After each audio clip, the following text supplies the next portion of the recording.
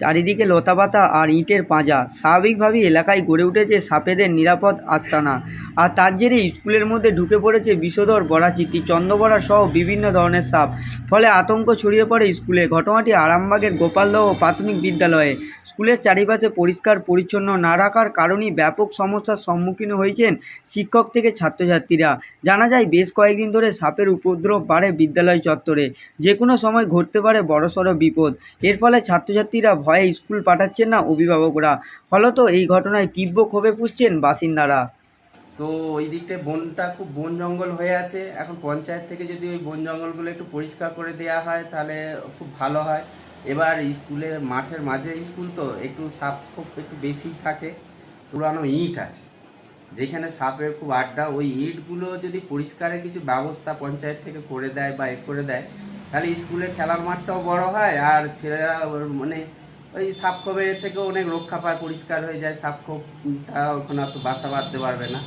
এটা একটু দৃষ্টি আকর্ষণ করতে বলছি সরকারকে। যদি প্রধান শিক্ষক জানান, কয়েকদিন ধরে স্কুল চত্বরে লতাপাতা সহ নোংরা আবর্জনায় ভরে গেছে।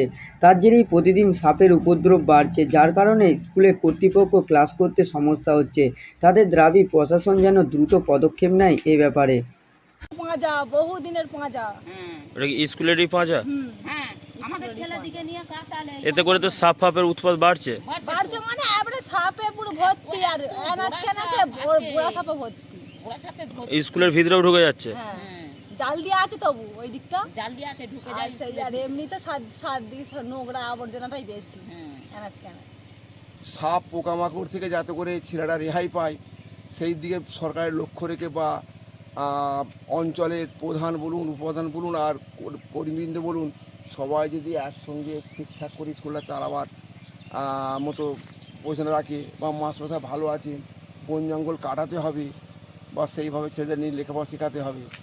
আর কি বলবো বলুন, আমরা তো ওটাই চাই যে ছেলে নতুন করে তৈরি হোক। অভিভাবকদের দাবি, ছোট ছোট পড়ুয়ারা বিদ্যালয়ে যেতে চাইছে না। সাপের আতঙ্কের কারণেই ভয়ে স্কুল যাবে না বলে বাড়িতে অভিযোগ জানাচ্ছেন। প্রতিদিন বিদ্যালয়ে এই ঘটনা ঘটে, তাই বিষয়টি পঞ্চায়েতের পক্ষ থেকে নিয়মিত বন জঙ্গল পরিষ্কার করা হোক বলে জানিয়েছেন। হুগলি থেকে শুভজিৎ ঘোষের রিপোর্ট, লোকাল 18 বাংলা।